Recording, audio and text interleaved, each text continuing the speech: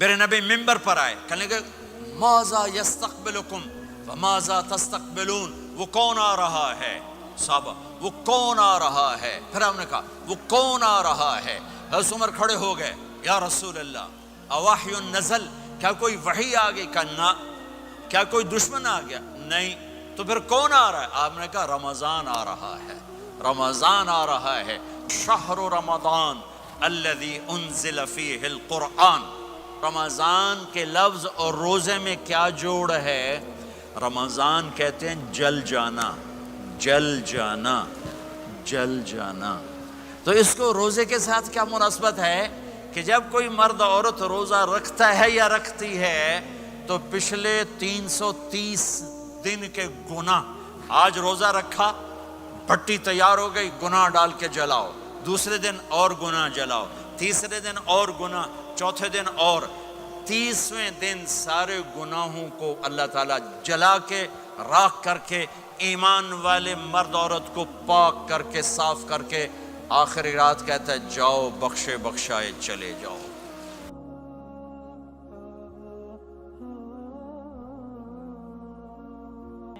باقی کچھ نہیں، روزہ سال کے بعد ہے، وہ ابھی آ رہا ہے۔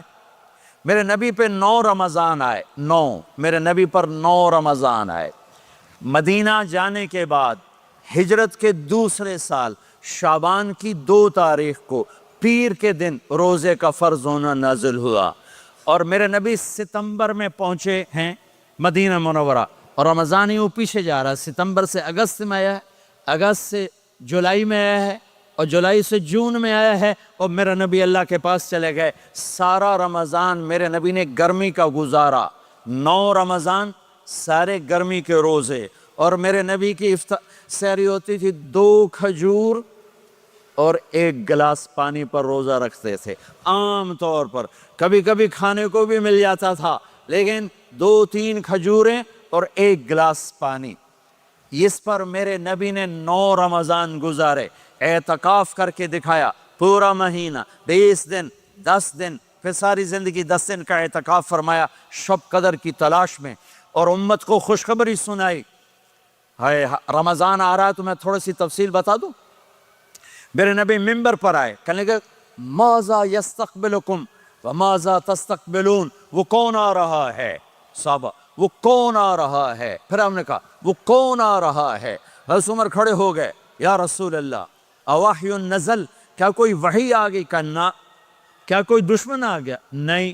تو پھر کون آ رہا ہے؟ آپ نے کہا رمضان آ رہا ہے، رمضان آ رہا ہے۔ جنت کے دروازے کھل گئے، جہنم کے دروازے بند ہو گئے، رات کی تراویح کی نماز ملی۔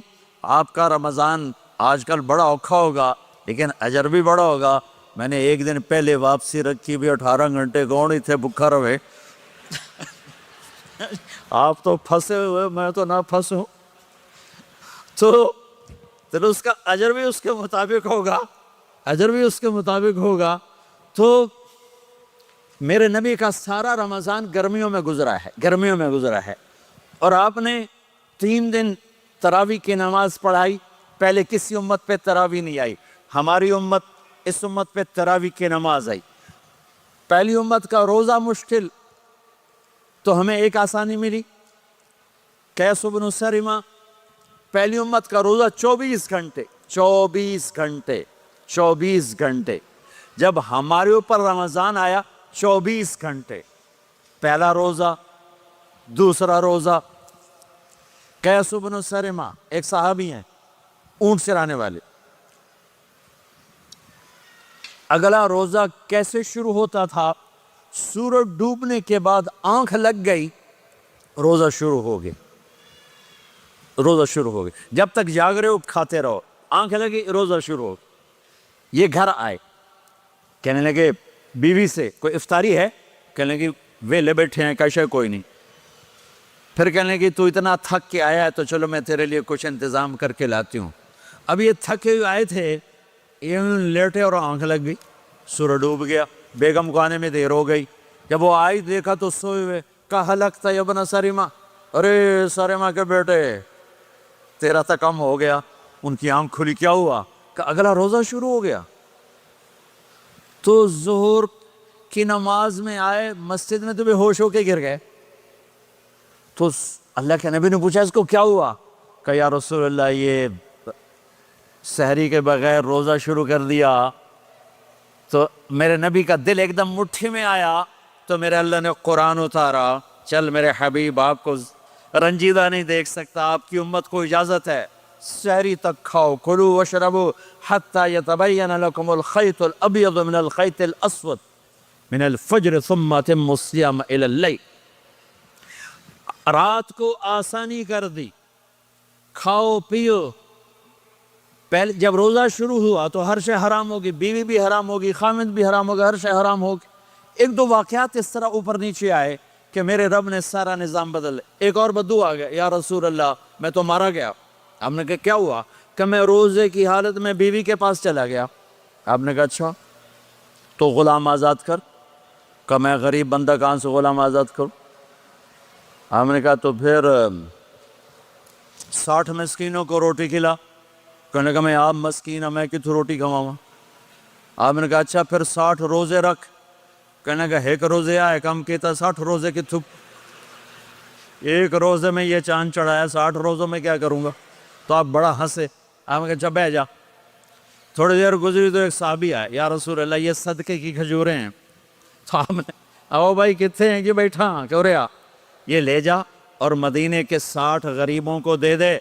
وہ کہنے لگا یا رسول اللہ اللہ کی قسم مدینے میں مجھ سے بڑا غریب کوئی نہیں، دوسری نہیں کرو، میرا جرمانہ مینوں ہی حلال کرو. تو آپ اتنا ہنسے کہ یہ دانت نظر آنے، یہ داڑھیں نظر آئے، اتنا ہنسے یہاں تک آخری دانت نظر آنے لگے. آپ نے کہا اچھا بھئی تیرا جرمانہ تینوں ہی حلال کیتا، پر اور کسے واسطے نہیں، صرف تیرے واسطے. تو یہ اوپر نیچے ایسے کام ہوئے تو میرے رب نے کرم کیا کہ چلو تمہارے لیے رات ساری حلال ہے، ہر حلال چیز حلال ہے. سحری کے بعد ختم. تو روزہ کھانے کا ٹائم تبدیل کیا، ایک نماز کا اضافہ کیا، تراویح. وہ چونکہ مشکل ہوتی ہے تو اللہ نے اجر بڑھا دیا. میرے نبی نے خوشخبری سنائی، میری بات دھیان سے سننا، رمضان آنے والا ہے، تراویح آنے والی. تراویح کے ہر سجدے پر 1500 نیکی، 1500 نیکی. یہاں کی سب سے بڑی مسجد کون سی ہے؟ جامعہ اسلامیہ حسنہ کی مسجد والے. 1500 نیکی آپ کو سمجھ میں نہیں آئے گی. ایک چھوٹا سا اشتہار لگا دیں، جو ہماری مسجد میں تراویح پڑھے گا اس کو $15 ملیں گے، ہر سجدے پہ $15. اگلے دن تسی دادیاں نے بھی چاہ کے لے جاؤ گے. تو دادیاں تے توڑی لڑائی شروع ہو جاؤ، اماں تو میرے نال ٹور، دادی تو میرے نال ٹور. میرے نبی کی خوشخبری 1500 نیکی، 3 سیکنڈ کا سجدہ. ہر سجدے پر جنت میں سرخ یاقوت کا ایک محل جس کے 60,000 سونے چاندی کے دروازے. تجھے ایک گھر لے کے ساری زندگی قرضے لائی رکھ دے ہو نہیں. ایک سجدے پر جنت میں اتنا بڑا گھر کہ 60,000 سونے چاندی کے دروازے. ہر سجدے پر جنت میں ایک درخت سونے چاندی کا جس کا نیچے 100 سال گھوڑا دوڑ سکے. ایک روزہ. رمضان کا کبھی سوچا رمضان کا مطلب کیا ہے؟ رمضان کو رمضان کیوں کہتے ہیں؟ اللہ نے 11 مہینوں کے نام عربوں سے رکھوائے اور روزے کے مہینے کا نام خود رکھا قرآن میں، شہر رمضان الذی انزل فیہ القرآن. محرم، صفر، ربیع الاول، ربیع الثانی، جمادی الاولی، جمادی الثانی، رجب، شعبان، شوال، ذوالقعدہ، ذوالحج، یہ عربوں نے نام رکھا. اور رمضان پہلے سے رکھا جا چکا تھا، عربوں سے رکھوایا. رمضان کے لفظ اور روزے میں کیا جوڑ ہے؟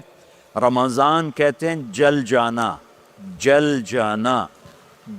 جانا. تو اس کو روزے کے ساتھ کیا مناسبت ہے کہ جب کوئی مرد عورت روزہ رکھتا ہے یا رکھتی ہے تو پچھلے 330 دن کے گناہ، آج روزہ رکھا، پٹی تیار ہو گئی، گناہ ڈال کے جلاؤ، دوسرے دن اور گناہ جلاؤ، تیسرے دن اور گناہ، چوتھے دن اور، 30ویں دن سارے گناہوں کو اللہ تعالیٰ جلا کے راکھ کر کے ایمان والے مرد عورت کو پاک کر کے صاف کر کے آخری رات کہتا ہے جاؤ بخشے بخشائے چلے جاؤ، جاؤ بخشے بخشائے چلے جاؤ۔ تو میرا نبی تو 2 کھجور پہ روزہ رکھتے تھے۔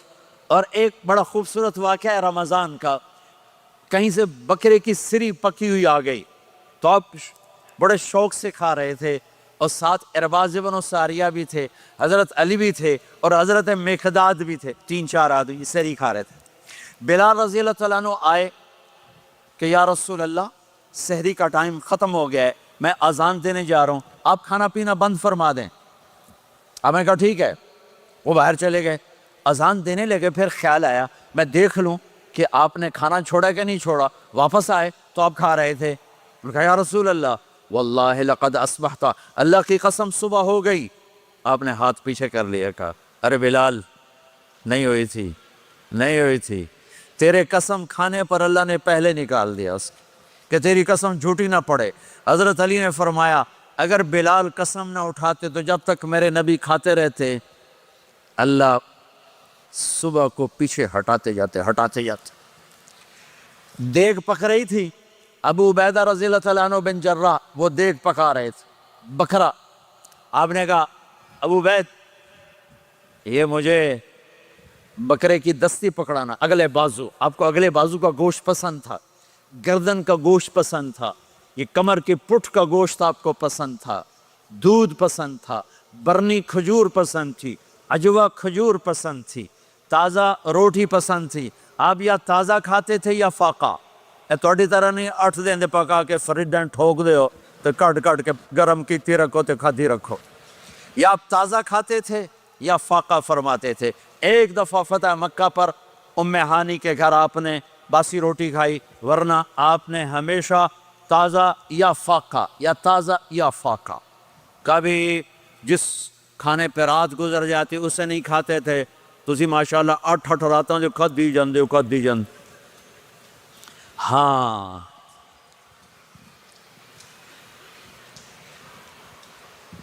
تو کہنے لگے عبید یہ دستی پکڑانا، تو انہوں نے ایسے بکرے کا بازو نکال کے پورا آپ نے یوں پکڑا، نوچ کے پھینکا، کہا دستی پکڑانا، انہوں نے یوں نکالا ڈوئی سے، آپ نے پکڑا کھایا پھینک، کہا مجھے بکرے کا بازو دستی پکڑانا، کہا یا رسول اللہ بکرے کی 2 ہی ہوتی ہیں۔ آپ نے کہا تیرا بھلا ہو جائے، اگر تو میرے کہنے پہ ڈوئی ڈال دیتا، جب تک میں کہتے رہتا اللہ مجھے نکال کے کھلاتا رہتا، اللہ مجھے نکال کے کھلاتا رہتا۔